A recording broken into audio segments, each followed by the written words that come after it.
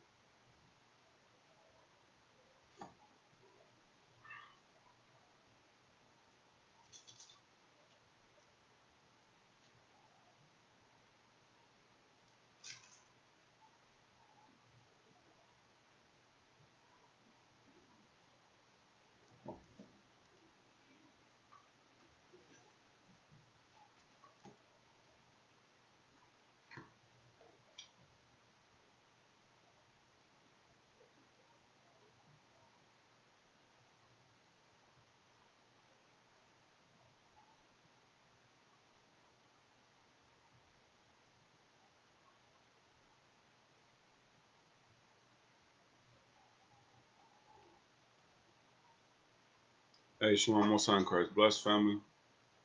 Most High in Christ bless. All right. So, we're going to go ahead and just get started. We got a disclaimer.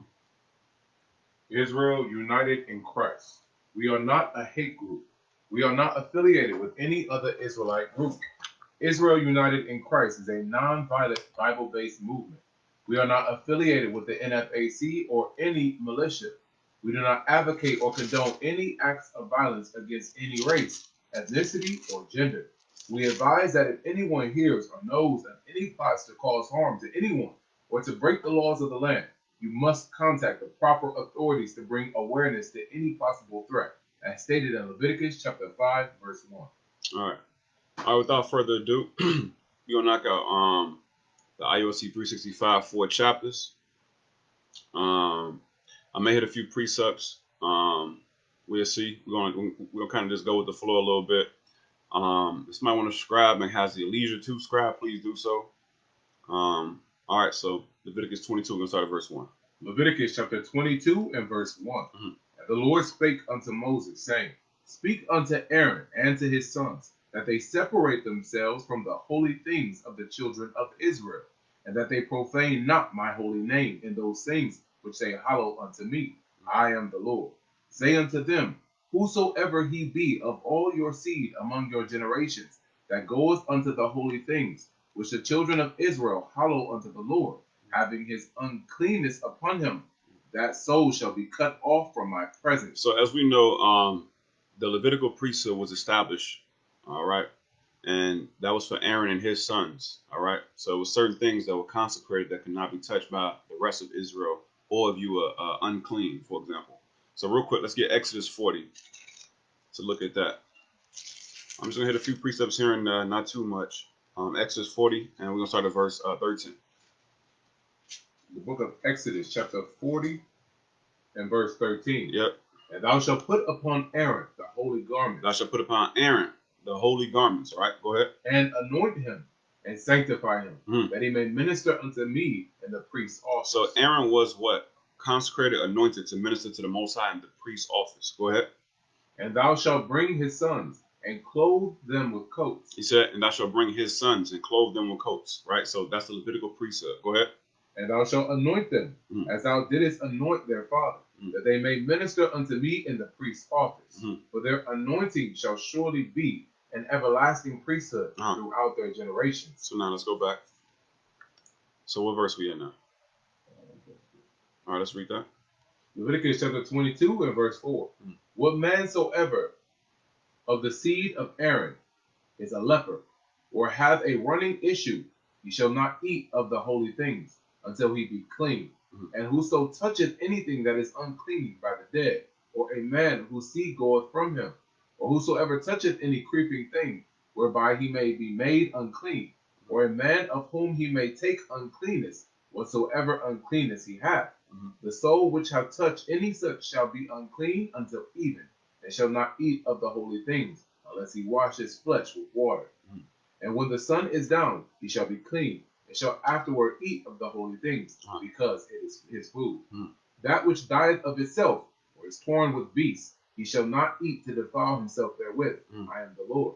They shall therefore keep mine ordinance lest they bear sin for it, and die therefore. If they profane it, I, the Lord, do sanctify them. So notice in verse 8 it says, "That which dieth of itself or is torn with beasts, he shall not eat to defile himself therewith."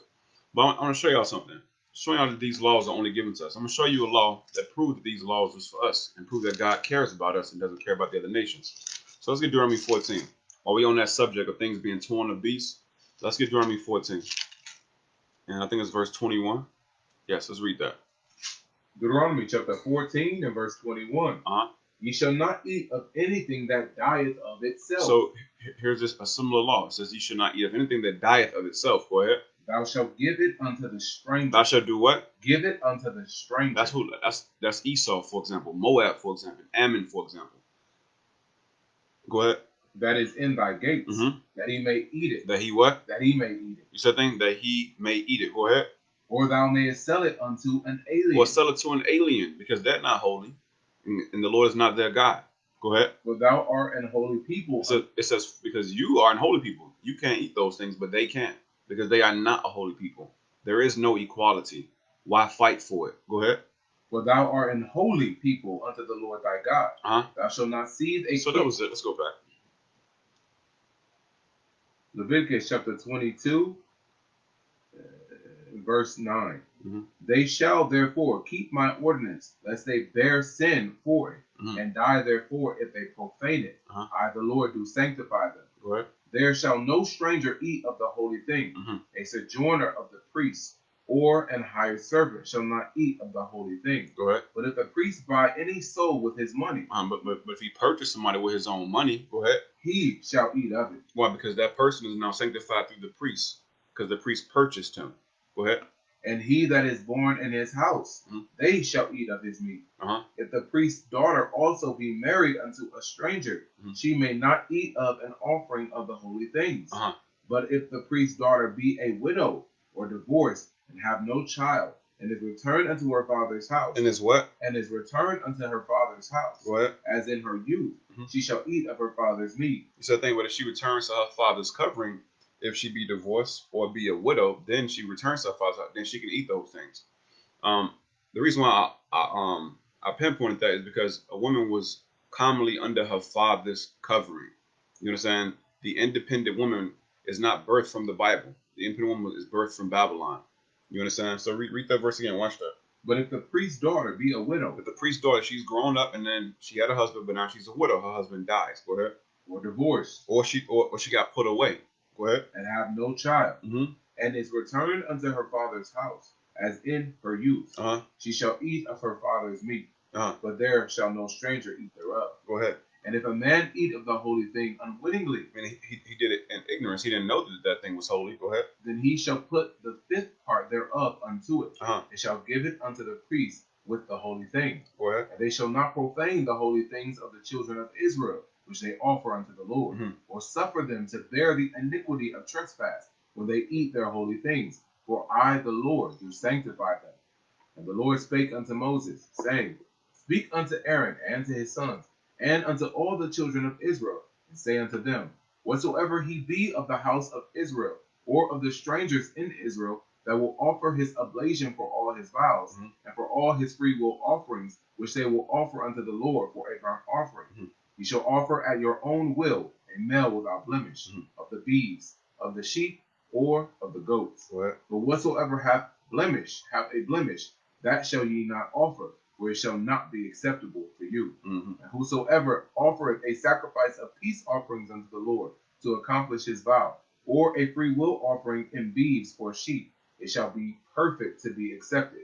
There shall be no blemish therein.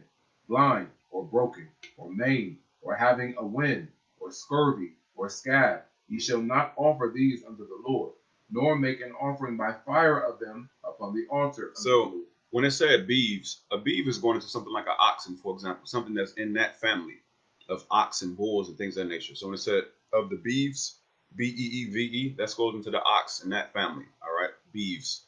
Go ahead. Verse 23, either a bullock or a lamb that hath anything superfluous or lacking in his parts, that mayest thou offer for a free will offering, but for a vow it shall not be accepted. Ye shall not offer unto the Lord that which is bruised, or crushed, or broken, or cut. Neither shall ye make any offering thereof in your land.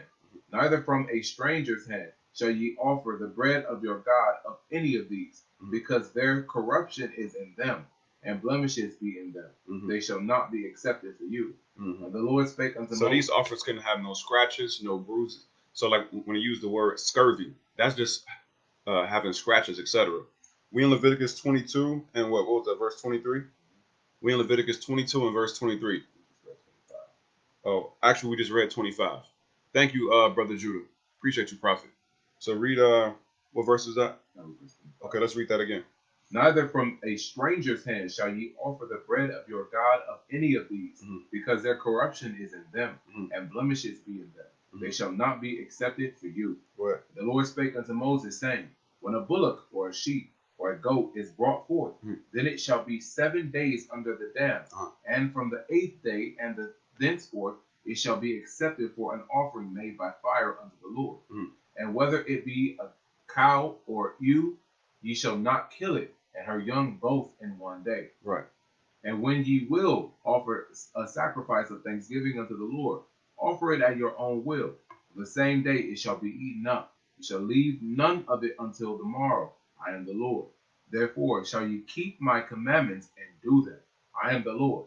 Neither shall ye profane my holy name, but I will be hallowed among the children of Israel. Right. So when you read it in verse 27, it says, when a bullock or a sheep or a goat is brought forth, then it shall be 7 days under the dam. That means it must be under its mother for 7 days first.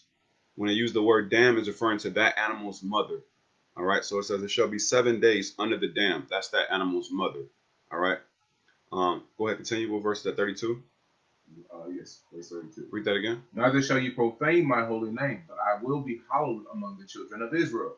I am the Lord which hallow you, that brought you out of the land of Egypt to be your God. I am the Lord. That brought you out of the land of Egypt to be your God. I brought you out of the land of Egypt with Egyptians to be your God. I am the Lord. Go ahead. And the Lord spake unto Moses, saying, speak unto the children of Israel, and say unto them concerning the feasts of the Lord, which ye shall proclaim to be holy convocations. Even these are my feasts. You see that thing? So God gave us holidays or holy days, right? So if it's not listed in this Bible, and God ordained us to celebrate it, there's nothing holy about that day. Matter of fact, let's hold that real quick. Let's go to Sirach. Let's get that in Sirach real quick. Let's get Sirach 33. Let's get that. Sirach 33, let's start at verse 7. Sirach chapter 33 and verse 7. Go ahead. Why doth one day excel another? So it says, why does one day excel another? Why is one day special, another day not special? Why is one day holy, another day not holy? Go ahead. When as all the light of every day in the year is of the sun. Because every day has a little bit of sun. All days are the same. So what makes one day excel another or more special? Go ahead. By the knowledge of the Lord. By the what? By the knowledge of the Lord. They were distinguished. You see that? So it says, by the knowledge of the Lord, they were distinguished. Go ahead. And he altered seasons and feasts. And God created seasons and feasts and separated the days that way. Go ahead. Some of them have he made high days. Passover is a high day. Tabernacles, those are high days. The new moon, the Sabbaths, all those are high days, etc. Go ahead. And hallowed them. And he hallowed them, made those special, made them holy. Go ahead. And some of them have he made ordinary days. And all the other days that God did not name, those are just ordinary days. Go ahead. Is that it on that? Yeah. So let's go back. Leviticus chapter 23 and verse 1. And the Lord spake unto Moses, saying, speak unto the children of Israel, and say unto them concerning the feasts of the Lord, which ye shall proclaim to be holy convocations. Even these are my feasts. Correct. 6 days shall work be done. 6 days shall work be done. Read. But the 7th day is the Sabbath of rest and holy convocation. Ye shall do no work therein. You shall do no work therein. Go ahead. It is the Sabbath of the Lord in all your dwellings. So I think no matter whether you are in Israel, whether you are in North America, whether you are in London, Australia, and all your dwellings, the Sabbath is still the Sabbath. Friday sundown to Saturday sundown. Whatever time zone you in, at the end of the day, Friday evening to Sabbath evening. So it say that you should do no work therein, but it's more things to describe the Sabbath to show you how to keep it holy besides the no working. So let's get those precepts. Let's jump back to Exodus 35. So we can get the all the other precepts to show how the Sabbath is kept. So start at verse 1. Exodus chapter 35 and verse 1. And Moses gathered all the congregation of the children of Israel together and said unto them, These are the words which the Lord hath commanded, that ye should do them. 6 days shall work be done. 6 days shall work be done. Go ahead. But on the seventh day there shall be to you an holy day, a Sabbath of rest to the Lord. Whosoever doeth work therein shall be put to death. Shall be put to death. Go ahead. You shall kindle no fire throughout your habitations. And it also says you cannot kindle any fire. That means cook. You cannot cook on the Lord's Sabbath. So go ahead. Upon the Sabbath day. And Moses spake unto all the congregation of the children of Israel, saying. Right. So now, what else? Let's get Nehemiah. So we see the no working. We see the no cooking. But what else? Let's get Nehemiah. Nehemiah 10 and then start at verse 13. The book of Nehemiah, chapter 10 and verse 13. 31, go ahead. Verse 31. And if the people of the land bring ware or any victuals on the Sabbath day to sell, that we would not buy it of them on the Sabbath. You see that thing? So there's no buying on the Sabbath. There's no selling on the Sabbath. If people of the land bring any ware or victuals, goodies, merchandise, whatever the case may be, we shall not buy it of them on the Sabbath. So those are the laws that tell you how to keep the Sabbath day holy. Oh, last but not least. Oh, actually, Leviticus 23 already called it a holy convocation. It means that we gather. So that's the last thing. Keep that in mind, that all these things we're reading, let's go back to Leviticus 23. All these things we're reading, they're all gatherings. So you saying, I'm going to keep the Sabbath sitting at home with your gerbil or your hamster, you're not keeping the Sabbath. You know what I'm saying?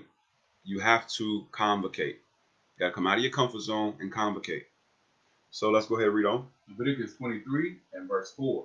These are the feasts of the Lord, even the holy convocations, which ye shall proclaim in their seasons. The 14th day of the first month at even is the Lord's Passover. So on the 14th day of the first month at even is the Lord's Passover. So what the 14th day at evening means what? The 15th day. All right. So the 14th day at evening means the 15th day. It says that is the Lord's Passover. Go ahead. And on the 15th day of the same month is a feast. It's saying the same thing twice because the 15th day is the 14th day at evening.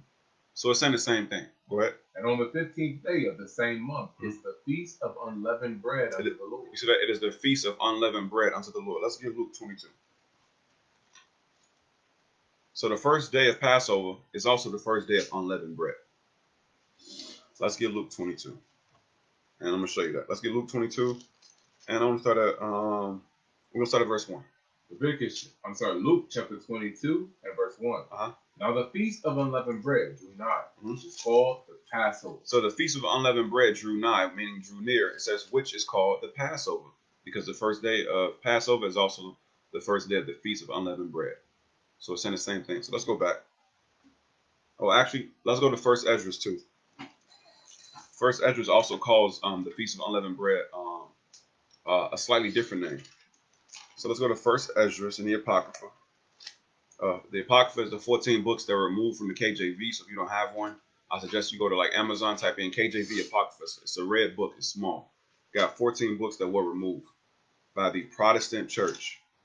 I believe that was the 18th century. So let's get First Esdras chapter 1. And I'm going to show you a different name for the Feast of Unleavened Bread. So let's get chapter 1, start at verse 18. First Esdras chapter 1 and verse 18. So let's start at verse 17. Verse 17. Thus were the things that belonged to the sacrifices of the Lord accomplished in that day, that they might hold the Passover and offer sacrifices upon the altar of the Lord, according to the commandment of King Josiah. Go ahead. So the children of Israel, which were present, held the Passover at that time, and the feast of sweet bread 7 days. So you can call it the Feast of Unleavened Bread. The Feast of Sweet Bread is something that our forefathers called it during the time of Josiah. So they held the Feast of Sweet Bread 7 days. So let's go back. Leviticus chapter 23 and verse 7. Brother Judah, I believe that was chapter 1. That was chapter 1 in First Esdras. Chapter 1, we read 17 through 19. All right. So let's go back. You said what verse we at? Yeah, verse 7. Okay. Leviticus chapter 23 and verse 7. In the first day ye shall have an holy convocation. Ye shall do no servile work therein. But ye shall offer an offering made by fire unto the Lord 7 days. All right. In the seventh day is a holy convocation. And the seventh day is a holy convocation. So you got the Passover, which is the first day. Obviously, there's no buying, no selling, no working. But you can cook because there is no Passover without lamb, right? The Passover meal, lamb, unleavened bread, bit of herbs, right? So, and then on the last day of unleavened bread, that's also a holy convocation, meaning what? No buying, no selling, no working. You can cook. The only time you cannot cook on the last day of unleavened bread is if it falls on the seventh day Sabbath. The only time you can cook on the seventh day Sabbath if the Passover falls on the seventh day Sabbath. That is the only time that you can cook on that day, because you do not have the Passover without the Passover meal. All right. So let's go ahead and read on. Leviticus 23, verse 8. But ye shall offer an offering made by fire unto the Lord 7 days. And the seventh day is a holy convocation. Ye shall do no servile work therein. And the Lord spake unto Moses, saying, Speak unto the children of Israel, and say unto them, when ye be come into the land which I give unto you, and shall reap the harvest thereof, then ye shall bring a sheaf of the first fruits of your harvest unto the priest, and ye shall wave the sheaf before the Lord, to be accepted for you. On the morrow, after the Sabbath, the priest shall wave it. He shall offer that day when ye wave the sheaf and he lamb without blemish of the first year for a burnt offering unto the Lord. Right. So this is another word for this, meaning like the day before the preparation. So like in the New Testament, you'll see that after the Passover was kept, it was saying that the day before following that day was the preparation. The preparation is for this particular feast here that we're reading about the waving of the sheaf offering. Go ahead. And the meat offering thereof shall be 2/10 deals of fine flour mingled with oil, an offering made by fire unto the Lord for a sweet savor. And the drink offering thereof shall be of wine, the fourth part of an hin. And he shall eat neither bread, nor parched corn, nor green ears, until the selfsame day that ye have brought an offering unto your God. It shall be a statute forever throughout your generations in all your dwellings. And ye shall count unto you from the morrow after the Sabbath, from the day that ye brought the sheaf of the wave offering. 7 Sabbaths shall be complete. So the day after the sheaf offering, it says you count 7 Sabbaths, right? That's 7 times 7 is 49, but it's the day after, so that's 50. 50, another word for 50 or 5 is Penti. That's why you have the feast of Pentecost. 7 Sabbaths plus 1, because it's the day after, right? That's why it says Pentecost, like a pentagon, it's 5 sides, right? Or a pentagram, it's 5 sides, right? Which is wicked as hell. But go ahead, read that again. And ye shall count unto you from the morrow after the Sabbath, from the day that ye brought the sheaf of the wave offering. 7 Sabbaths shall be complete. Even unto the morrow after the 7 Sabbaths shall ye number 50 days. Right. And so another name for Pentecost is Feast of Weeks, because of the 7 Sabbaths or the 7 weeks that I counted. Let me see if I find your precept for that. Hold on one second. So I believe they mention it in the Apocrypha. Let me adjust a second.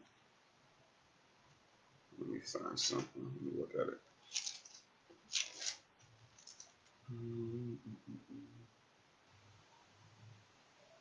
All right, so let's get Tobit. Let's get Tobit chapter 2. We're going to start at verse 1. The book of Tobit, chapter 2 and verse 1. Now when I was come home again, and my wife Anna was restored unto me with my son Tobias, in the feast of Pentecost. In the what? In the feast of Pentecost. In the feast of Pentecost. Go ahead. Which is the holy feast of the 7 weeks. It's a thing which is the holy feast of the 7 weeks. Why? Because you got to wait till after the evening, and then 7 Sabbaths after that, which is 7 weeks. So that evening plus those 7 Sabbaths is 50 days, which is why it's called Pentecost. All right? Is there more on that? All right, so let's go back. Leviticus chapter 23 and verse 9. And the Lord spake unto Moses, saying, Speak unto the children of Israel, and say unto them, when you become into the land which I give unto you, and shall reap the harvest thereof, ye shall bring a sheaf of the first. I jump back up. Okay. Where you at?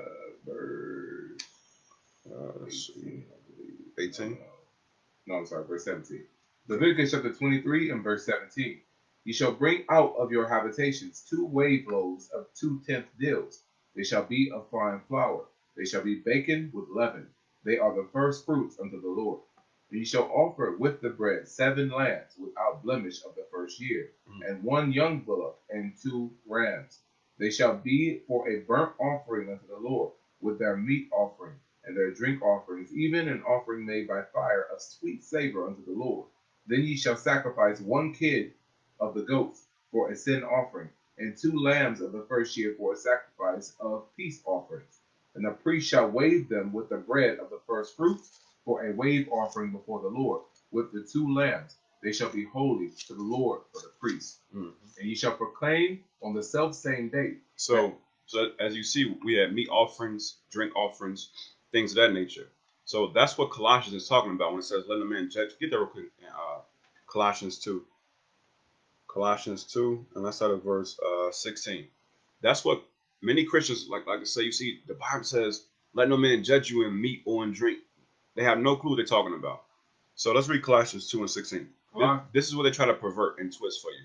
So let's go ahead and read that. Colossians 2, verse 16. Let no man, therefore, judge you in meat or in drink or in respect of an holy day or of the new moon or of the Sabbath days. You said the thing, let no man therefore judge you in meat or in drink or in respect of an holy day. Why? Because they were saying to the followers of Christ that they were wicked for not sacrificing on these days.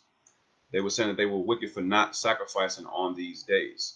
We still keep the holy day, you understand? And the followers of Christ kept those holy days.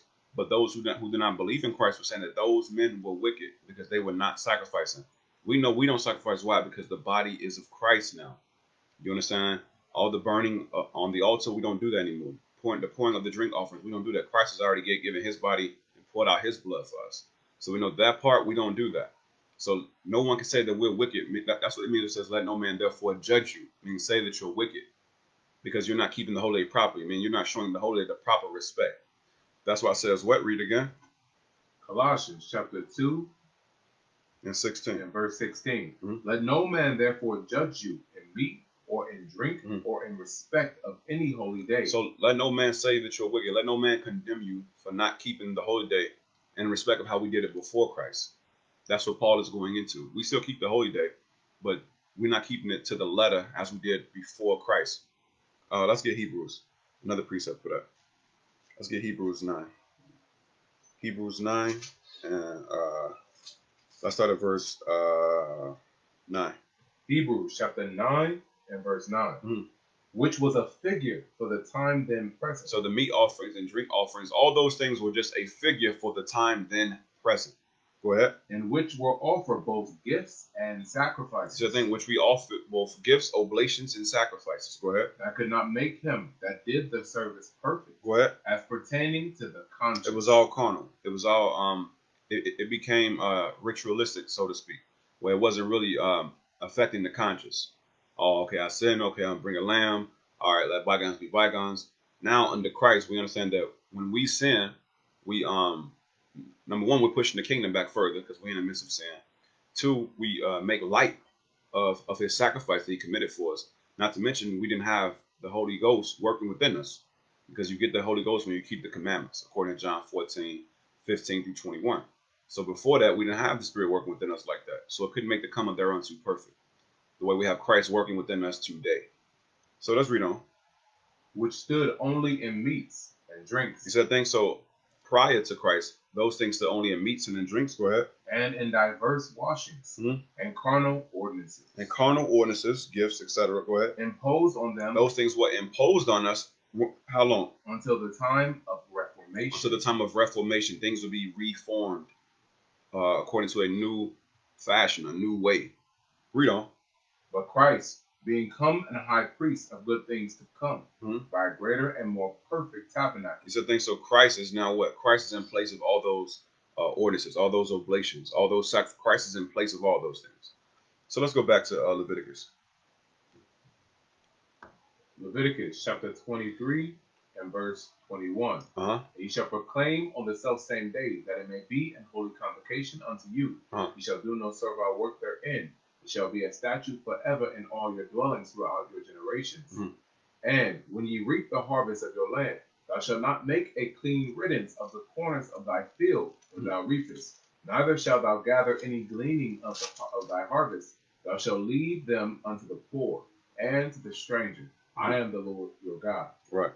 And the Lord spake unto Moses, saying, Speak unto the children of Israel, saying, In the 7th month, in the 1st day of the month, shall ye have a Sabbath, a memorial of blowing of trumpets, and holy convocation. Ye shall do no servile work therein. So the memorial blowing of trumpets is a new moon.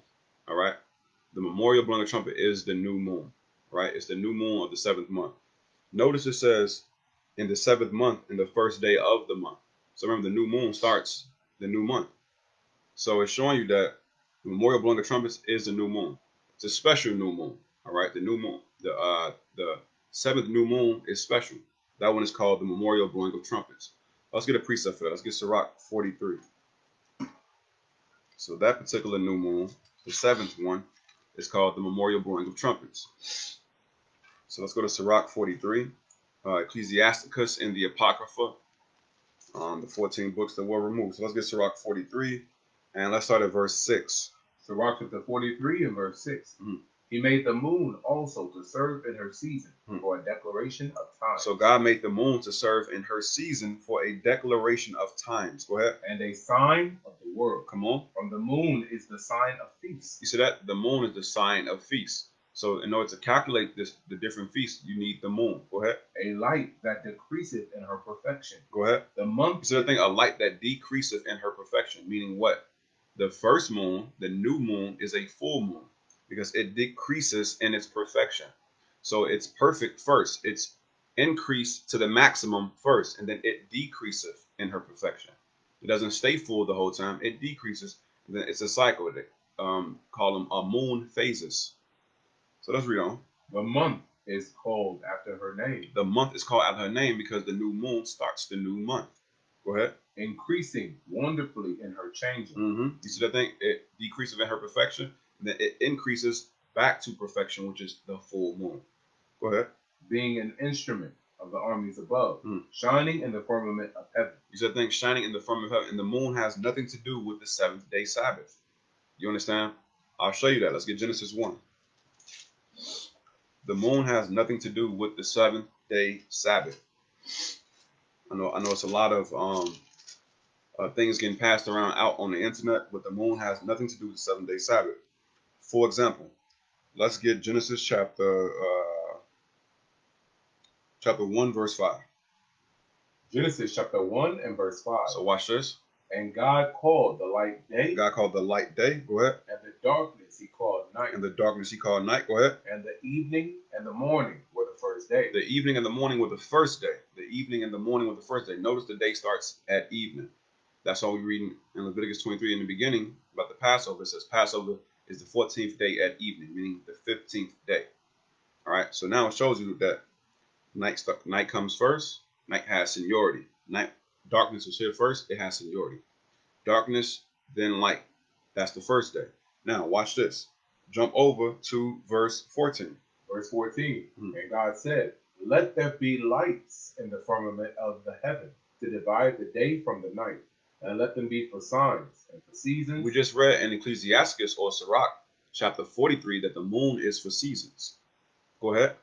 And for days and years. Go ahead. And let them be for lights in the firmament of the heaven to give light upon the earth, and it was so. So now watch this. Go ahead. And God made 2 great lights. God made 2 great lights. Go ahead. The greater light to rule the day. The sun. And the lesser light to rule the night. Go ahead. He made the stars also. Go ahead. And God set them in the firmament of the heaven to give light upon the earth, and to rule over the day and over the night, and to divide the light from the darkness. And God saw that it was good. Watch this. And the evening and the morning were the 4th day. So showing you that the moon does not affect the 7th day Sabbath because it wasn't even created on the first day of the week. It was created the 4th day of the week. You understand? And then guess what? Jump over to Genesis chapter 2 and verse 1. Genesis chapter 2 and verse 1. Thus the heavens and the earth were finished. The heavens and the earth were finished. Go ahead. And all the hosts of them. And all the hosts of them, including the sun and the moon. Go ahead. And on the 7th day. And on the 7th day, no, surely It was the 11th day because the moon dictates the Sabbath. And on the 7th day. No. Maybe it was the 34th day.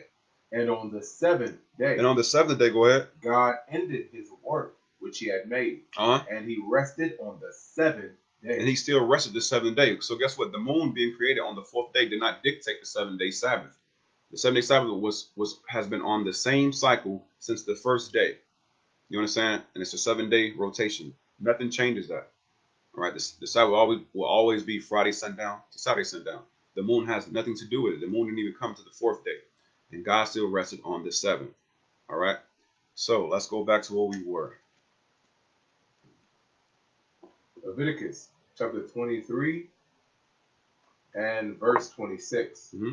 The Lord spake unto Moses, saying, also on the 10th day of this 7th month, there shall be a day of atonement. Mm-hmm. So in the same month that we have blowing of trumpets, we also have atonement. Go ahead. It shall be an holy convocation unto you. Mm-hmm. Ye shall afflict your soul. It says he shall afflict your soul. So how do you afflict your soul? Let's go to Jonah. Let's go to the book of Jonah. How do we afflict our souls? All right, let's read that.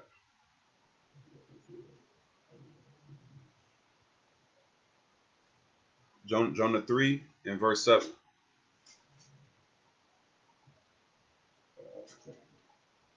Jonah 3 and 7. The book of Jonah, chapter 3 and verse 7. Here we go. And he caused it to be proclaimed and published through Nineveh by the decree of the king and his nobles, saying, let neither man nor beast, herd nor flock taste anything. Let them not feed nor drink water. So to afflict your soul, you need to feed nor drink water. No eating, no drinking, no tasting anything. Didn't it say taste too? Yes, taste anything. Read that again for me. And he caused it to be proclaimed and published through Nineveh by the decree of the king and his nobles, saying, let neither man nor beast, herd nor flock taste anything. So you don't taste anything, because some of y'all might be thinking, well, you don't eat toothpaste. Yeah, but you can taste it. So on that day, you don't brush your teeth. So the last thing you need to do before you start a fast is brush your teeth before the sun goes down. The first thing you need to do after a fast, if you're at home, is brush your teeth after the sun goes down. You understand? Because you're not able to taste anything. No eating, no drinking, nothing at all. That goes for gum, because you can taste gum. That goes for halls. Whatever the case, don't feed or taste anything. All right? Because, Israel will be asking a lot of questions. Don't taste anything. So if you can taste it, keep it out of your mouth. All right? All right, so let's go back. 27. Leviticus chapter 23, 27. Also on the 10th day of this 7th month, there shall be a day of atonement. Right. It shall be a holy convocation unto you, and ye shall afflict your souls, and offer an offering made by fire unto the Lord. What? And ye shall do no work in that same day, for it is a day of atonement, to make an atonement for you before the Lord your God. But whatsoever soul it be that shall not be afflicted in that same day, he shall be cut off from among his people. Correct. And whatsoever soul it be that doeth any work in that same day, the same soul will I destroy from among his people. Correct. Ye shall do no manner of work. It shall be a statute forever throughout your generations and all your dwellings. It shall be unto you a Sabbath of rest. Ye shall afflict your souls. The 9th day of the month at even, from even unto even. You see that? From even unto even. Why did I say even to even? Because that's 24 hours. It's not sunrise to sunrise. It's even to even. That's the way days are numbered with God. That's why the evening and the morning were the first day. So evening to evening is one complete day, 24 hours. Go ahead. Shall ye celebrate your Sabbath? So I think even to evening shall you celebrate your Sabbath. Evening to evening shall you celebrate your Sabbath. For the one all the way in the back, from even to evening shall you celebrate your Sabbath. I know it's a lot of people causing confusion out there. They got several devils on them. So let's continue. And the Lord spake unto Moses, saying, speak unto the children of Israel, saying, the 5th day of the 7th month Mm. shall be the Feast of Tabernacles. The Feast of Tabernacles. Go ahead. For 7 days unto the Lord. Mm. The first day shall be an holy convocation. Uh-huh. Ye shall do no servile work therein. Go ahead. 7 days ye shall offer an offering made by fire unto the Lord. Mhm. On the 8th day shall be an holy convocation unto you. Mhm. And ye shall offer an offering made by fire unto the Lord. Mhm. It is a solemn assembly. And ye shall do no servile work therein. These are the feasts of the Lord, which ye shall proclaim to be holy convocations, to offer an offering made by fire unto the Lord, Mhm. a burnt offering, and a meat offering, Mhm. a sacrifice, and drink offerings, everything upon his day. Mhm. Beside the Sabbaths of the Lord, and beside your gifts, and beside all your vows, and beside all your free will offerings, which ye give unto the Lord. Also in the 15th day of the 7th month, when ye have gathered in the first fruit of the land, ye shall keep a feast unto the Lord 7 days. On the first day shall be a Sabbath. So first fruits. Go ahead. And on the 8th day shall be a Sabbath. Go ahead. And ye shall take you on the first day the boughs of goodly trees, Mhm. branches of palm trees, Mhm. and the boughs of thick trees, Mhm. and willows of the brook. And ye shall rejoice before the Lord your God 7 days. Mhm. Ye shall keep it a feast unto the Lord 7 days in the year. It shall be a statute forever in your generations. You shall celebrate it in the 7th month. Mhm. You shall dwell in booths 7 days. So that's when we go into the wilderness. We go into the wilderness and we dwell in booths or tents. 7 days. Go ahead. All that are Israelites born shall dwell in booths, Go ahead. that your generations may know that I made the children of Israel to dwell in booths. When I brought them out of the land of Egypt, I am the Lord your God. So that's our culture. That's our. These are God's laws. Is our culture and our heritage. All of God's laws reflect our history, our culture, and our heritage. Like the Passover, God delivered us out of the land of Egypt. It's not just some day that we do it. Oh, we just do it for the kids. No, we don't do it for the kids. We do it because it's our culture. We do it because God commanded us. We do it because that's our history. It's not you eating some turkey and some dressing, talking about, oh, well, we know it's this or we know it's that, but we just do it for the, no, we do what this Bible says. We do it because it's our culture, heritage, and these are God's laws that He gave to us. So many of y'all be in that foolishness, making several excuses. Go ahead. And Moses declared unto the children of Israel the feast of the Lord. Go ahead. And the Lord spake unto Moses, saying, Command the children of Israel that they bring unto thee pure oil, olive beaten for the light, to cause the lamps to burn continually. Mhm. Without the veil of the testimony in the tabernacle of the congregation shall Aaron order it from the evening unto the morning Mhm. before the Lord continually. It shall be a statute forever in your generations. Mhm. He shall order the lamps upon the pure candlestick before the Lord continually. So that's going into what? Let's get Exodus 31. What is that going into? Let's get Exodus 31. And we're going to start at, let me look at it.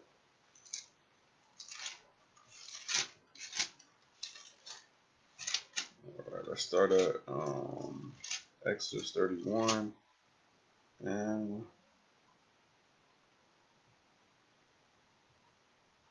start at verse 8. Exodus chapter 31 and verse 8. Uh-huh. And the table and its furniture, and the pure candlestick with all his furniture, and the altar of incense, and the altar of burnt offering with all his furniture, and the laver of his foot, and the clothes of service, and the holy garments of Aaron the priest, and the garments of his sons to minister in the priest's office, and the anointing oil, and sweet incense for the holy place. Right, so the candlesticks is going, go back now. I think you were in verse 22, 23. No. 24. Leviticus 24. Yes, Yeah, 24. Read, what was it, 2? No, yes. Verse 2. I should read that again. Command the children of Israel that they bring unto thee pure oil, olive beaten for the light, to cause the lamps to burn continually. Mm-hmm. Without the veil of the testimony in the tabernacle of the congregation, shall Aaron order it from the evening unto the morning before the Lord continually. It shall be a statute forever in your generations. What? He shall order the lamps upon the pure candlestick before the Lord continually. Mm-hmm. And thou shalt take fine flour and bake 12 cakes thereof. 2/10 deals shall be in one cake. And thou shalt set them in 2 rows, 6 on a row, upon the pure table before the Lord. And thou shalt put pure frankincense upon each roll, Mm. that it may be on the bread for a memorial, even an offering made by fire unto the Lord. Mhm. Every Sabbath he shall set it in order before the Lord continually, being taken from the children of Israel by an everlasting covenant. And it shall be Aaron's and his sons, and they shall eat it in the holy place. For it is most holy unto him of the offerings of the Lord, made by fire, by a perpetual statute. Mhm. And the son of an Israelitish woman, whose father was an Egyptian, went out among the children of Israel. And the son of the Israelitish woman and a man of Israel strove together in the camp. Mhm. And the Israelitish woman, son, blasphemed the name of the Lord Wow. and cursed. Mhm. And they brought him unto Moses. And his mother's name was Shalomith, Mhm. the daughter of Debri, of the tribe of Dan. Go ahead. And they put him inward. And they put him inward, that the mind of the Lord might be showed them. Mhm. And the Lord spake unto Moses, saying, Bring forth him that hath cursed without the camp, Mhm. and let all that heard him lay their hands upon his head, Mhm. and let all the congregation stone him. And thou shalt speak unto the children of Israel, saying, Whosoever curseth his God shall bear his sin. Mhm. And he that blasphemeth the name of the Lord, he shall surely be put to death. Mhm. And all the congregation shall certainly stone him, as well the stranger, as he that is born in the land, when he blasphemeth the name of the Lord, shall be put to death. Go ahead. And he that killeth any man shall surely be put to death. Uh-huh. And he that killeth a beast shall make it good, beast for beast. Uh-huh. And if a man cause a blemish in his neighbor, as he hath done, so shall it be done to him. Go ahead. Breach for breach, Mhm. eye for eye, Mhm. tooth for tooth. Mhm. As he hath caused a blemish in a man, so shall it be done to him again. Mhm. And he that killeth a beast, he shall restore it. He that killeth a man, he shall be put to death. Mhm. He shall have one manner of law, as well for the stranger as for one of your own country, for I am the Lord your God. Mhm. And Moses spake to the children of Israel, that they should bring forth him that had cursed out of the camp, and stone him with stones. And the children of Israel did as the Lord commanded Moses. So when Christ came, remember, Christ taught us the proper understanding. The eye for eye, tooth for tooth, Christ did away with that. All right, so I'm going to show you that. Let's get Matthew. Christ did away with that understanding. We don't deal with each other like that. I'm going to show you that. Let's get Matthew. And we're going to start at Matthew 5. And I start at verse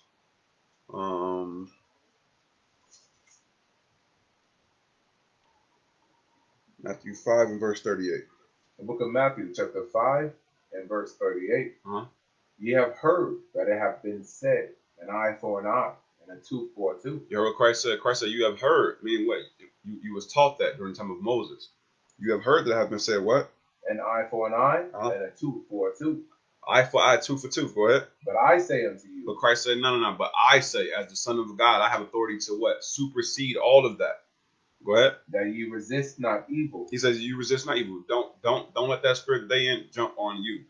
This is somebody dealing with your people. This is not dealing with a man with no conscience. Our people have a conscience. We know that. We are the most forgiving people on the planet. You understand? The only time we don't know how to forgive is when it comes to each other. So Christ is dealing with that. You understand? So let's read that again. But I say unto you, that ye resist not evil. Uh-huh. But whosoever shall smite thee on thy right cheek, Whosoever shall hit you on your right cheek, punch you in the face. Go ahead. turn to him the other also. Turn to the other also, meaning what? Inside of our nation, we must practice forgiveness. Inside our nation, we must practice patience and long suffering. Now, outside the nations might punch you in the face. Hey, y'all better be even Steven before it's all over with. All right? Defend yourself to the best of your ability. Defend yourself to the point where it look like they got to defend themselves. So let's read on. Yeah. 40. Verse 40. Mm-hmm. And if any man will sue thee at the law, and take away thy coat. If any man will sue you, take away your coat. To your own brother or your own sister, she want to sue you, take away your coat. Go ahead. Let him have thy cloak also. Give them your cloak also, your hoodie or your sweater also, your gown also, your robe also. Go ahead. And whosoever shall compel thee to go a mile. Whosoever shall compel you, try to force you to go a mile, read. Go with him twain. Go with him twain. Go above and beyond that. Go ahead.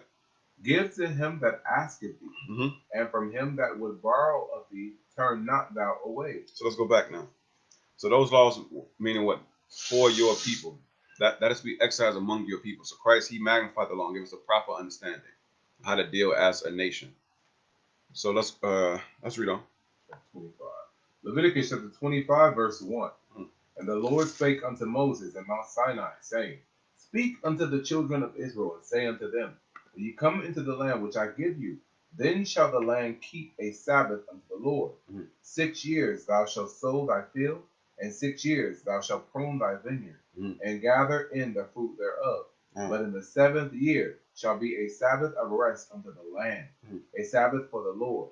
Thou shalt neither sow thy field, nor prune thy vineyard. You said thing. So he said, when you come into the land, you got 6 years. And the 7th year, you shall not sow the field nor prune your vineyard. Meaning you're going to let the land rest. So when we rest on the 7th day, God says, when you come into the land, let the land rest the 7th year. Go ahead. That which groweth of its own accord of thy harvest thou shalt reap not, thou shalt not reap. Go ahead. Neither gather the grapes of thy vine undressed. Go ahead. For it is a year of rest unto the land. Let the land rest. That's harmony. That's balance on the earth. So white man, he don't know nothing about that. He don't know anything about that whatsoever. Go ahead. And the Sabbath of the land shall be meat for you, for thee and for thy servant, and for thy maid, and for thy hired servant, and for thy stranger that sojourneth with thee, and for thy cattle, and for thy beasts that are in thy land, shall all the increase thereof be meat. And thou shalt number 7 Sabbaths of years unto thee, 7 times 7 years. And the space of the 7 Sabbaths of years shall be unto thee 49 years. Then shalt thou cause the trumpet of the Jubilee to sound on the 10th day of the 7th month. And the day of atonement shall ye make the trumpet sound throughout all your land. And ye shall hallow the 50th year, and proclaim liberty throughout all the land unto all the inhabitants thereof. It shall be a jubilee unto you. And ye shall return every man unto his possession. Ye shall return every man unto his family. A jubilee shall that 50th year be unto you. Ye shall not sow, neither reap that which soweth of itself. That which what? That which groweth of itself in it, nor gathereth the grapes in it of thy vine undressed. For it is a jubilee. It shall be holy unto you. You shall eat the increase thereof out of the field. In the year of this jubilee, ye shall return every man unto his possession. And if thou sow aught unto thy neighbor, and if thou sell aught unto thy neighbor, or buyest aught of thy neighbor's hand, ye shall not oppress one another. According to the number of years after the jubilee, thou shalt buy of thy neighbor, and according unto the number of years of the of the fruits, he shall sell unto thee. According to the multitude of years, thou shalt increase the price thereof, and according to the fewness of years, thou shalt diminish the price of it. For according to the number of the years of the fruits doth he sell unto thee. Ye shall not therefore oppress one another, but thou shalt fear thy God, for I am the Lord your God. Wherefore ye shall do my statutes, and keep my judgments, and do them, and ye shall dwell in the land in safety. And the land shall yield her fruit, and ye shall eat your field, and dwell therein in safety. And if ye shall say, What shall we eat in the 7th year? Behold, we shall not sow, nor gather in our increase. Then I will command my blessing upon you in the 6th year, and it shall bring forth fruit for 3 years. So those who may have lacked faith will say, okay, well, what are we going to do if you don't let us reap the field in the 7th year or the year of Jubilee? What are we going to do the 7th year? We're going to starve. The Lord said, nah, you're not going to starve, because in the 6th year, before that year of rest, I'm going to cause the field to bring forth enough for 3 years. You understand? So let's read on. When ye shall sow the 8th year, and eat yet of old fruit until the 9th year. Until her fruits come in, ye shall eat of the old store.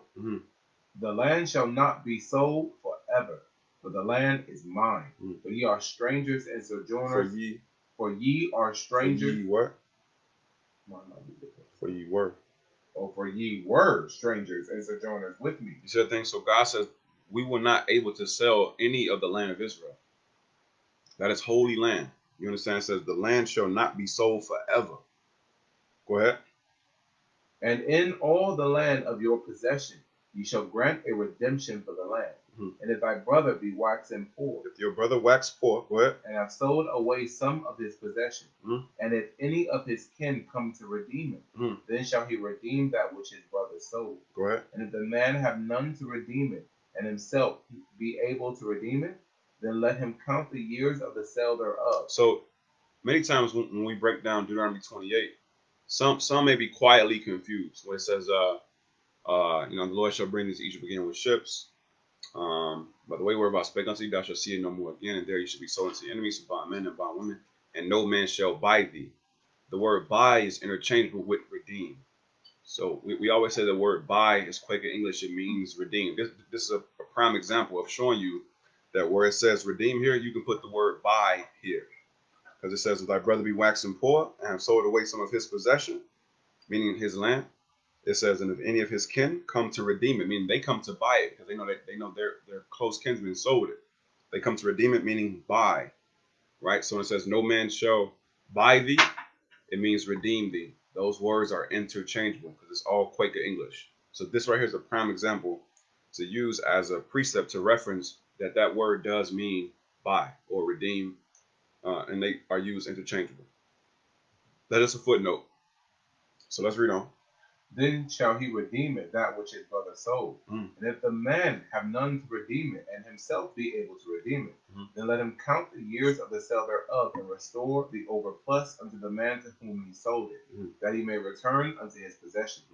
But if he be not able to restore it to him, then that which is sold shall remain in the hand of him that hath bought it until the year of Jubilee. The 7th year, right? And in the Jubilee it shall go out, and he shall return unto his possession. It'll be his again, right? And if a man sell a dwelling house in a walled city, then he may redeem it within a whole year after it is sold. Within a full year may he redeem it. And if it be not redeemed within the space of a full year, then the house that is in the walled city shall be established forever to him that bought it throughout his generations. It shall not go out in the Jubilee. Go ahead. But the houses of the villages which have no wall round about them shall be counted as the fields of the country. They may be redeemed, and they shall go out in the Jubilee. Notwithstanding, the cities of the Levites, and the houses of the cities of their possession, may the Levites redeem at any time. He said then the Levites, they can redeem their stuff at any time. Go ahead. And if a man purchase of the Levites, then the house that was sold, the city of his possession, shall go out in the year of Jubilee. For the houses of the cities of the Levites are their possession among the children of Israel. So a Levite, he can redeem his house whenever. You understand? Because it says the houses of the cities of the Levites are their possession. Go ahead. But the field of the suburbs of their cities may not be sold, Uh-huh. for it is their perpetual possession. It is there. So the suburbs amongst all the tribes belong to Levi, because Levi was not given any land. Levi was not given any land, right? His portion was the sacrifices of the Lord. So let's read on. And if thy brother be waxen poor, and fallen in decay with thee, then thou shalt relieve him. Yea, though he be a stranger or a sojourner, that he may live with thee. So many times when you see the word stranger, you automatically attribute that to being a heathen. It does not always mean that. In some cases it does, and usually you can tell by the context of the verse. But showing you here, it says, if thy brother. Who is your brother? Get Leviticus 19 and verse 18 so we can show who your brother is.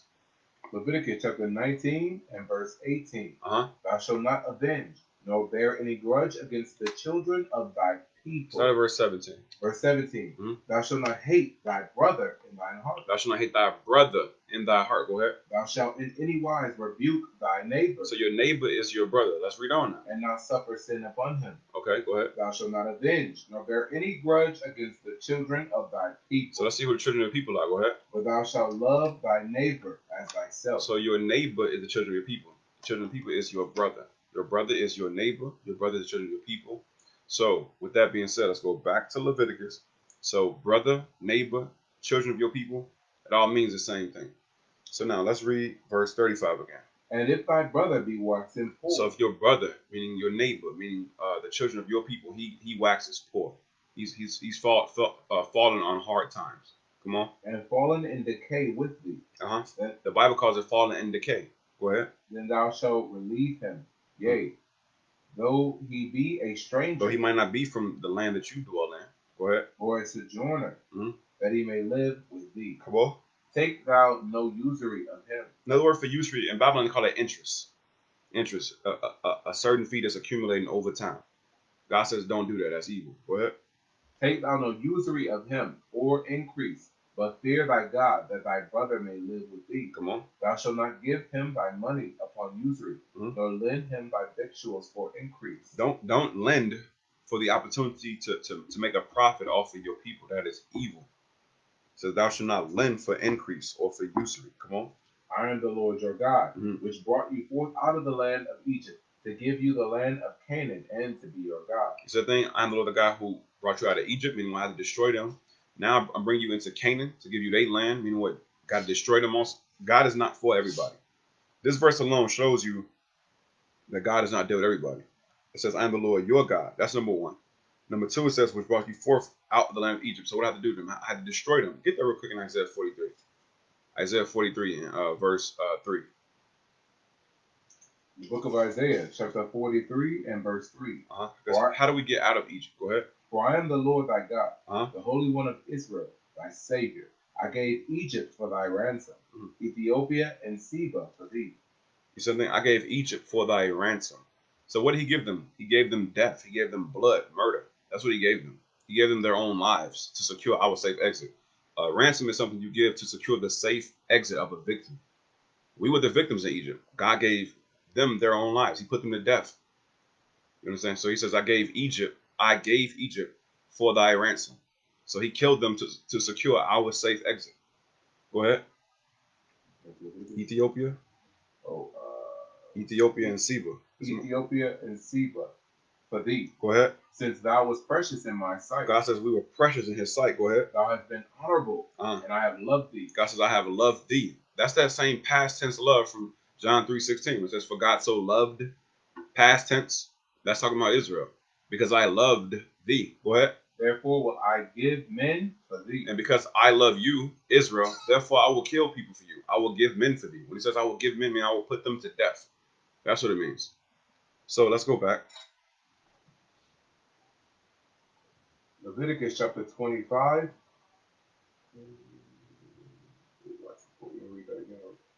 No, you jump down. All right. Thou shalt not give him thy money upon usury, nor lend him thy victuals for increase. I am the Lord your God, which brought you forth out of read 38. I am the Lord your God, which brought you forth out of the land of Egypt to give you. And how did I get you out of it? I had to kill them. Go ahead. To give you the land of Canaan. So, to give you the land of Canaan. How are we going to get the land of Canaan? Let's get Deuteronomy 7 in verse 1. To give you the land of Canaan. Does God love Egypt? We see, no, he put them to death. Does God love Canaanites? No, let's find out. Deuteronomy 7, start at verse 1. Deuteronomy chapter 7 and verse 1. When the Lord thy God shall bring thee into the land whither thou goest to possess it. So I'm talking about the land of Canaan. Come on. And hath cast out many nations before thee. The Hittites. The Lord God evicted these people. He cast them out. Come on. And the Girgashites, and the Amorites, and the Canaanites, and the Perizzites, the Hivites, and the Jebusites. 7 nations greater and mightier than thou. So 7 nations greater and mightier than us. Go ahead. And when the Lord thy God shall deliver them before thee. Shall do what? Deliver them before thee. God delivered them into our hands for us to destroy them. Go ahead. Thou shalt smite them. Thou shalt what? Smite them. Shall smite them. Go ahead. And utterly destroy them. And utterly destroy them. Go ahead. Thou shalt make no covenant with them. Don't make no agreements, no treaties. Come on. Nor show mercy unto them. I don't care if it's an infant, newborn, suckling. Thou shalt show no mercy unto them. That's how God rolled during that time period. You understand? So let's go back. Key word, during that time period. You know, Israel began excited during that time period. So let's read on. Leviticus chapter 25 and verse 39. And if thy brother that dwelleth by thee be waxen poor and be sold unto thee, thou shalt not compel him to serve as a bond servant, but as an hired servant. Right, go ahead. And as a sojourner, he shall be with thee, and shall serve thee until the year of Jubilee. The 7th year. Go ahead. And then shall he depart from thee, both he and his children with him. and shall return unto his own family, and unto the possession of his father shall he return. Right. Let's get a precept for that. He shall serve thee to the year of Jubilee. Let's get Exodus 23.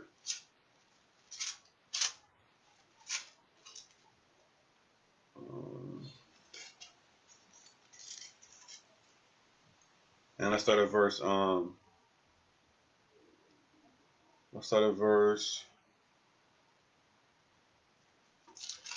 I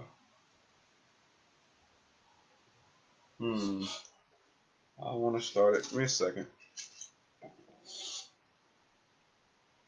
Let's get Exodus chapter. I'm in the wrong chapter. All right. Let's get Exodus.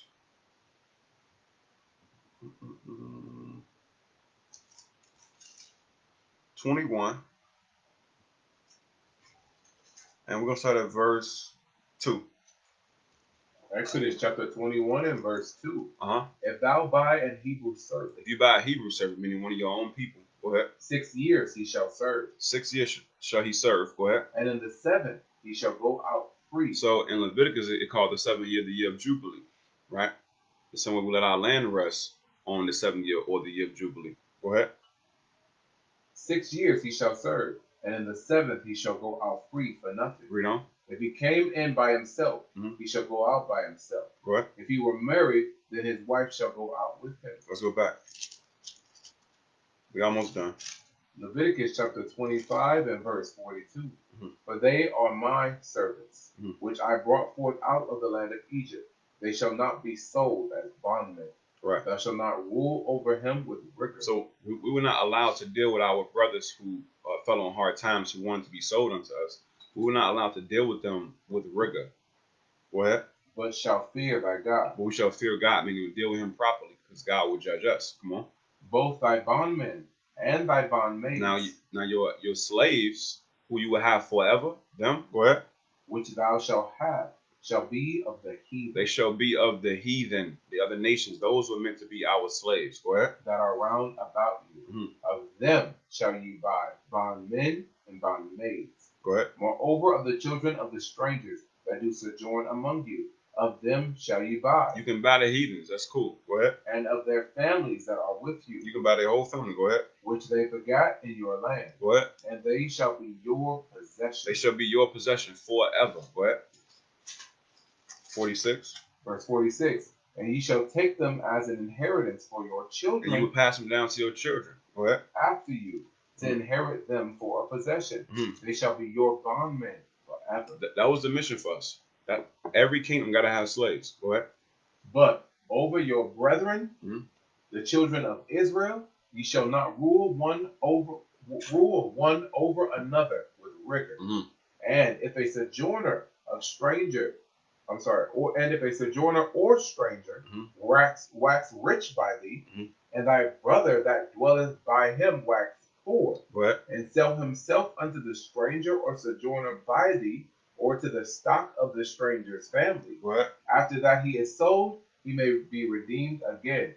One of his brethren may redeem him. You see, the word redeem means buy. If somebody is in slavery, you can buy them or redeem them out of that slavery. That's what Deuteronomy 28:68 is talking about. It says, "No man shall buy thee, and no man shall redeem you." No, the other nations didn't come and say, "Hey, y'all got the Israelites in slavery. We want to redeem them." Meaning what? Set them back into a position of freedom. What is your cost? No one did that for us. They let us be in slavery for hundreds of years. Nobody gave a damn about us. Go ahead. Either his uncle or his uncle's son may redeem him, or any that is nigh of kin unto him of his family may redeem him, or if he be able, he may redeem himself. If he earns the money, because remember he works as a hired servant. So if he earns enough money to buy his own freedom, then he can do so. Go ahead. And he shall reckon with him that bought him from the year that he was sold to him unto the year of Jubilee. Come on. And the price of his sale shall be according unto the number of years. According to the time of an hired servant shall it be with him. Right. If there be yet many years behind, according unto them he shall give again the price of his redemption out of the money that he was bought for. Right. And if there remain but few years unto the year of Jubilee, then he shall count with him, and according unto his years shall he give him again the price of his redemption. And as a yearly hired servant shall he be with him, and the other shall not rule with rigor over him in thy sight. And if he be not redeemed in these years, then he shall go out in the year of Jubilee, both he and his children with him. What? For unto me the children of Israel are servants. You see that thing? Everybody is not God's servant. The Mormons are not God's servants. The Edomite Christian, God ain't dealing with them. It says, for unto me the children of Israel are servants. That's you so-called Hispanics, Native Americans, and you so-called blacks. You understand? It says, unto me the children of Israel are servants. Go ahead. They are my servants, whom I brought forth out of the land of Egypt. I am the Lord your God. It's the thing. I am the Lord your God. So that's the 4 chapters. Israel, y'all got any questions on them? Do questions for a couple of minutes, and then I'm gonna get out of the way. I think there's like a radio show coming on. So I'm gonna do questions like for about no more than 5 minutes. If you have any questions on 22 to 25.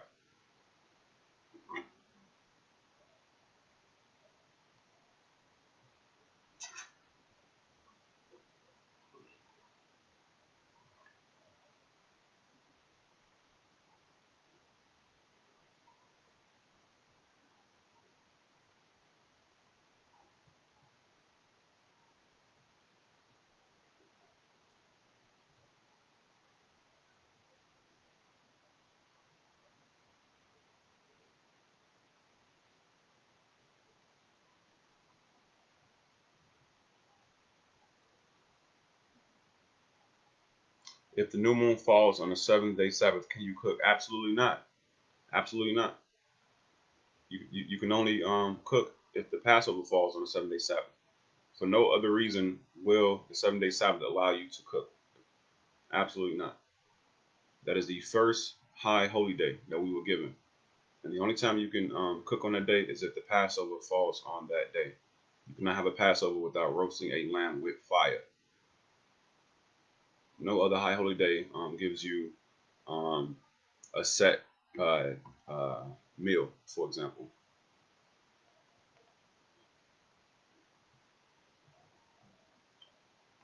Sister Ali Shaba, no. The radio show, the one I do is on Thursday, sis. At 5 p.m. Eastern Standard Time. The year of Jubilee is the 7th year. Yes, that's correct. So if we were in our own land and one of our brothers and sisters waxed poor, and he wanted to sell himself to us, we would deal with him as a hired servant. And then in the 7th year, he will go out free. And that 7th year will be the year of Jubilee. So if you got a servant in 2012, 2019 will be the year of Jubilee, right? If I got one in 2019, the year of 2026 will be the year of Jubilee, where they will go out free. All right. Somebody said something about a tree. Can you? So Ethiopia was mentioned with Egypt, where they killed also. So go back to Isaiah 43.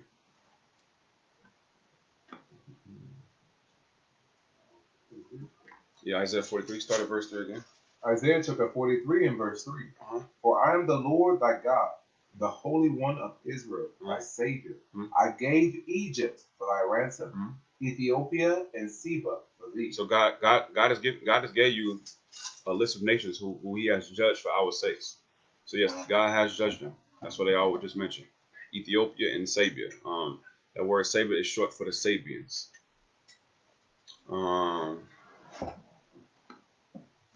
What? I saw something about a tree. Where'd it go? Can you explain the palm tree? Oh, you're talking about when you're talking about the goodly trees around tabernacles. So God had told us to have those things. So like you can take those things, put them in a vase. Some of y'all say vase. You can put those things in that and have it. Let's go back to Leviticus. She's talking about Leviticus 23 about the goodly trees. Let's go back to Leviticus 23, and then I think it was verse. It's like around 35. 40. Start at 40. Leviticus 23 and verse 40. Go ahead. And ye shall take you on the first day the boughs of goodly trees, branches of palm trees, and the boughs of thick trees, and willows of the brook. And ye shall rejoice before the Lord your God 7 days. So you would take those things and just collect those things. You can put them all into a vase together, and then just have it, kind of like for decoration. You know, if I buy land for a homestead, I won't be able to plant in the seventh year. So these laws, the laws about the land resting, that was about the land of Israel. So that was talking about Babylon. All right.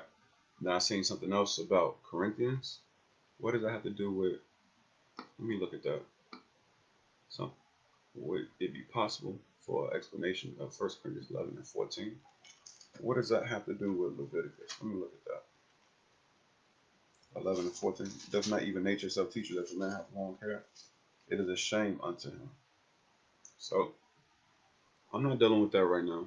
That long hair was talking about men who have long hair, but they wear it in the spirit of femininity. You understand? That is a shame because men were made to be masculine, and all over the world you can see that the male animals, alpha male, dominant, stronger. Lions have manes. It's a clear distinction. And when men wear it in the feminine, that's outside of the natural role that God established. That's all that's going into. A precept is Corinthians 6 and 9. The effeminate ain't gonna get the kingdom. That's what it was going into. Because Samson had long hair, but he was far from effeminate. And then explain 24 and 10 was the father in the Israelite. Leviticus 24 and 10. I think I missed a question too. But go ahead, get Leviticus 24. Leviticus chapter 24 and verse 10. The son of an Israelitish woman, whose father was an Egyptian. No, it says his father was an Egyptian. So he was so obviously he was born back when obviously he was conceived. That child was conceived when we were in captivity. You understand? So it says the son of an Israelitish woman whose father was an Egyptian. So obviously he was conceived when we were in the land of Egypt amongst them. All right. Same way Moses, Moses' children and his wife was a heathen. He married an Ethiopian woman. Why? Because that happened when he left Egypt and was with the priest of Midian. I believe his name was what was his name? It wasn't. What was it? Jethro. His name was Jethro. So that's an example. I seen something else. I think I'm missing something. I think there was a question about fasting or something. I think I missed it.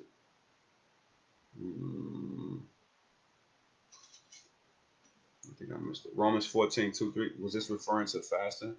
Or does it refer to a servant and what he eats? So let's get Romans 14 and 2. I'm assuming this question is sparked from Jonah. We read in Jonah 3 and 7 about not tasting anything. So Romans 14, 2 through 3 says, for one believer that he may eat all things, another who is weak eateth herbs. Let not him that eateth despise him that eateth not. Let him who eateth not judge him that eateth, for God have received them. So no, that's not what that's going into. So remember, during that time period, people was it was food that was sold in the markets, and certain foods were sacrificed unto idols. You know what I'm saying? We know there is no God but Israel, but some brothers were bugging out about eating those things. So that's all that's going into. I think there's actually a precept in here. Hold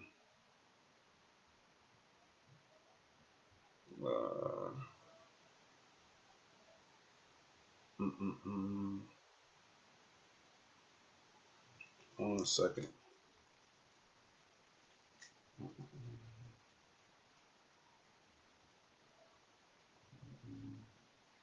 Jump over to verse 22. Romans 14, 22. Go ahead.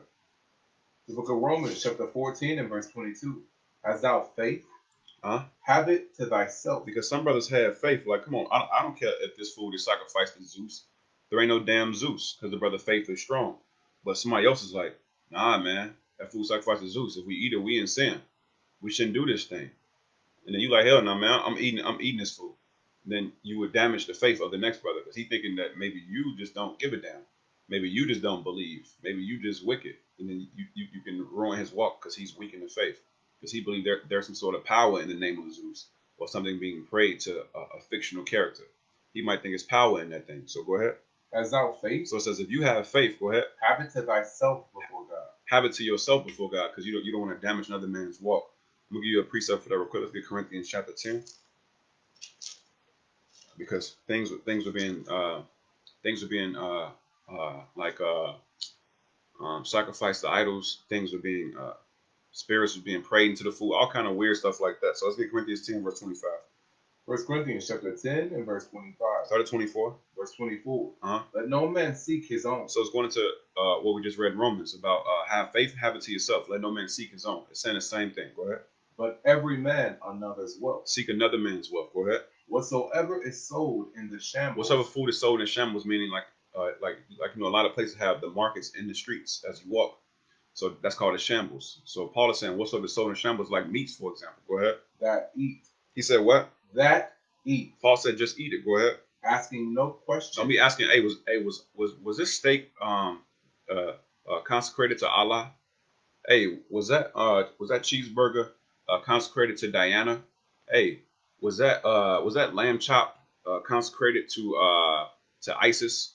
You understand? Or Easter or Ishtar, whatever the case may be. He says, don't be acting no question. Eat the damn food, because there is no God besides the Most High anyway. So who cares what they prayed it to? Go ahead. Asking no question for conscience sake. For conscience sake, because you could damage another man's faith. Go ahead. For the earth is the Lord's, and the fullness thereof. Everything is of the Lord anyway.